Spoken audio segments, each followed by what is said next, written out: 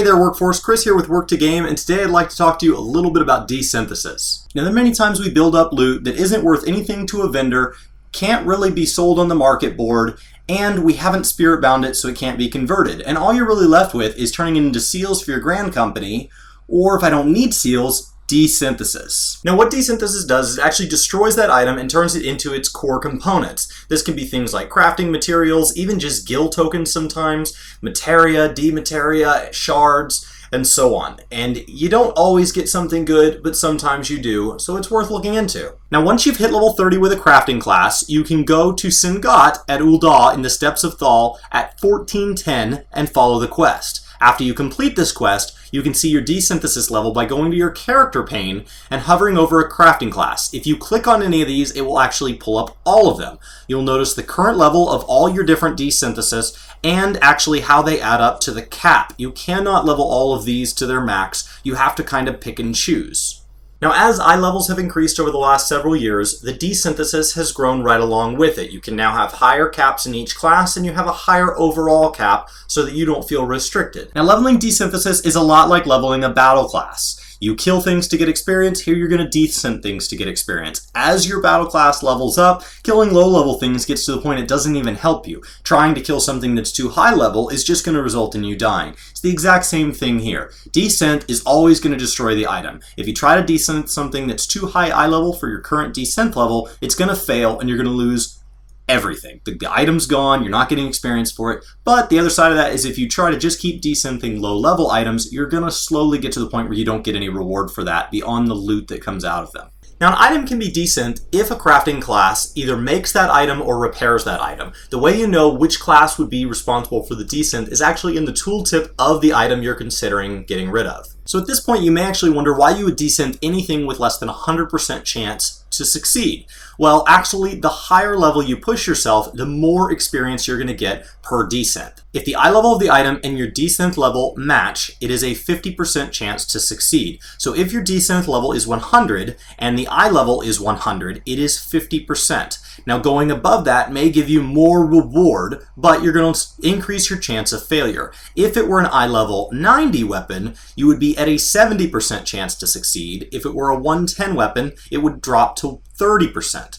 So the higher you push yourself for the desynth level you're currently at, the more reward you're going to get, but the more likely you're going to destroy the item and have nothing to show for it.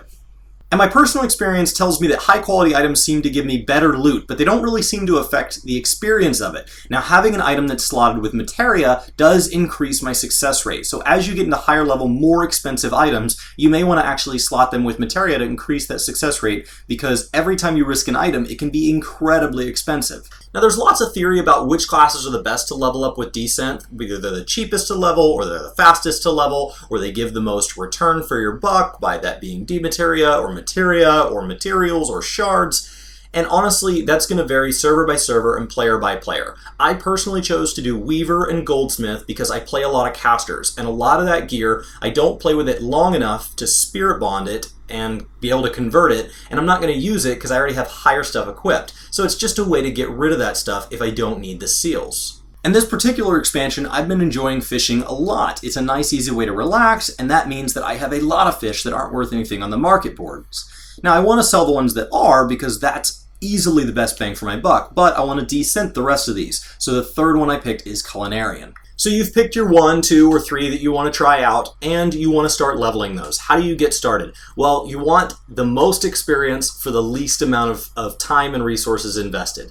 So the best ways to look for that are looking for cheap items to desynth, cheap materials to make into items to desynth, or vendors that are selling items cheaper than the materials or the items, and so you can actually go ahead and just buy from them repeatedly forever and desynth that. This is pretty simple for the majority of the crafting classes because the eye level is right there on the item. The one that it gets a little harder for is fish. So I go ahead and Google a list of all the fish sorted by level. I personally prefer FF14 Angler for this, but there's lots of good websites out there. And then I actually just work my way down the list. I'll check 4 or 5 fish, see which one's cheapest, buy a bunch of those, desynth them, and then go down to the next 4 or 5 fish, and just did that until I got all the way up to cap. Now, it is possible to make money while doing this. So, for example, if I see that it's consistently giving me shards that are worth about 90 gil, and then every other time it seems to be giving me crafting materials that are worth about 1,000 gil. Well, every other, that puts me at about 500 per, plus the 90. As long as I'm spending less than 590 on the item I'm about to destroy, I'm actually making money. Now with buying items, it's pretty easy to see if the market board or the vendor is the better deal. But when it comes to crafting, you have to kind of think this through. As you desynth an item, it only really has a chance to drop crafting materials that are in that item. So when I'm picking an item that I want to craft for the purpose of desynth, I don't want to pick an item that has like 5 ingredients and one's expensive and 4 are not, because a lot of times I'm going to get those cheap ingredients. So I really prefer single ingredient items when possible. I was able to get fishing all the way up to 300 in the first day that I did it. No big deal, there was always a cheap fish available. But when I went to level Weaver and Goldsmith, that wasn't the case on my server.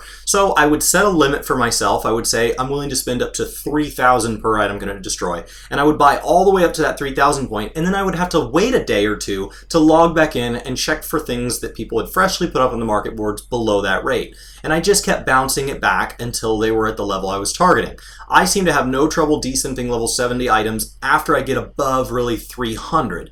So that's kind of where you're trying to get to. That will range as they continue to update this. When the eye levels increase, we will have to target a higher level desynth, and it's going to start to get expensive as you get close to cap. But this is another great thing you can do. In addition to gathering and crafting and selling loot on the market board, this is one more way you can make money in Final Fantasy XIV. You just have to keep an eye on statistically what is coming out of each desynth and what you're having to put in to get that item to desynth. And then you can decide if this is a great way to make money for you. There are achievements tied to it for those completionists out there, and I hope that this helps. I hope it helps you understand kind of what desynth is, how you level it, can I make money at it, and should I give it a shot? Now, thank you guys so much for watching. If you could leave comments in the section below, kind of what you're thinking about. Maybe that's a question you have or a guide that you found that's really good on one particular class for desynth. Definitely let me know. Thank you guys so much. Have a great day. This has been Chris with Work to Game, and I'll see you next time. Hey, it's me. Thanks so much for watching this video. You should click over here to see more videos just like it, or you should click down here to check out our recent vlog. But you can also click somewhere down here below to hit the subscribe button, as well as check out our other info. Again, thanks so much for watching, and we'll see you next time.